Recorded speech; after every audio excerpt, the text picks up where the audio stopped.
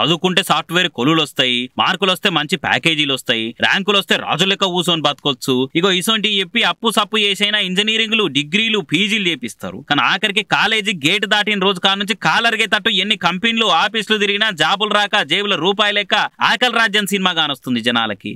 అయ్యా కొలువులేవి అని అడిగితే పకోడీలు వేసుకొని కూడా బతకొచ్చు అని చెప్పే దేశకి నేతలు ఉండంగా ఇట్లా కాకుండా ఇంకెట్లుంటది. కానీ లేటెస్ట్ గా ముంబైలో ఉన్న కలినా ఎయిర్పోర్ట్ లా 2216 కొలువులకు నోటిఫికేషన్లు ఇచ్చిరట. అవి మన పేద ఏసీల కూర్చొని నిలగబెట్టే పోస్టులు అంటే అవి కూడా కావు, లోడింగ్ జాబులు. అంటే ఎయిర్పోర్ట్ లో సామాన్లు పార్సిల్లు కార్గో బ్యాగులు మోసే కొలువులు. ఒక్క జాబుకు ఏ ఇద్దరు ముగ్గురు అప్లై చేసుకుంటారు కాబోస్తే అని అనుకున్నారు వాళ్ళు. కానీ కథ చూడు ఎట్లుందో. ఎయిర్పోర్ట్ కాడ రిక్రూట్మెంట్ ఆఫీస్ కి 7 అడికేలో ఏకంగా 25,000 మంది వచ్చిరట. మళ్ళా చాలా మంది పీజీలు పిహెచ్డీలు పెద్ద పెద్ద చదువులు చదివిన వాళ్ళే ఉన్నారట. గంత మందిల కాలు నయంగా నిలబడి కౌంటర్ కాడికి లైన్ వచ్చేదాకా తిండి నీళ్లు ఏం లేకుండా అట్లనే ఉన్నారట చాలా మంది. ఏం చేస్తారు పాపం మరి?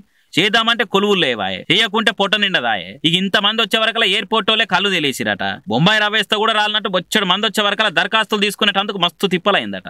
ఇక ఆడట్టుంటే నిన్న మొన్న ఈ ముచ్చట చూడుర్రి. గుజరాత్ లో బరూచ్ కాడ ఓ ప్రైవేట్ హోటల్లా జాబ్ ఓపెనింగ్లు ఉన్నాయని తెలిసి వచ్చిన నిరుద్యోగులు ఇలాంతా. ఆ మందిల గాలాడక చచ్చిపోతట్టున్నా గానీ వెనకకు మరలి పోకుండా ఎట్లైనా కొలువు కొట్టాలి, కనీసం దరఖాస్తుని చేసుకుని అదృష్టం ఎట్లుందో చూసుకోవాలని తనలాడుతున్న యూత్ ఇల్లంతా. భారత్ తెలియపోతుంది అని స్పీచ్లు దంచే మోతవరి మోడీ సార్ సొంత రాష్ట్రంలోనే ఇగో ఇట్లా యూత్ కొలువు లేక నలిగిపోతున్నది. ఎప్పుడు ఉంటాయో ఎప్పుడు పోతాయో తెలియని ప్రైవేట్ జాబులకే ఈ తీరు పోటీ ఇంత తిప్పలంటే జాబుల కోసం చదువుకున్న వాళ్ళు ఏ తీరులో ఎదురు చూస్తున్నారో ఎంత గోసెల తీస్తున్నారో తెలుస్తలేదా? మరి అప్పులు చేసి ఫీజులు కట్టించి కొడుకులు బిడ్డలకు కొలువులు వస్తాయి ఆసరైతాడని ఆశలు పెట్టుకుని అమ్మ నాయనకు ఎవరు జవాబు చెప్పాలి? ఈ నిరుద్యోగ యువతకు బతుకు మీద భరోసానిచ్చి ఎవరితో చూపియాలి?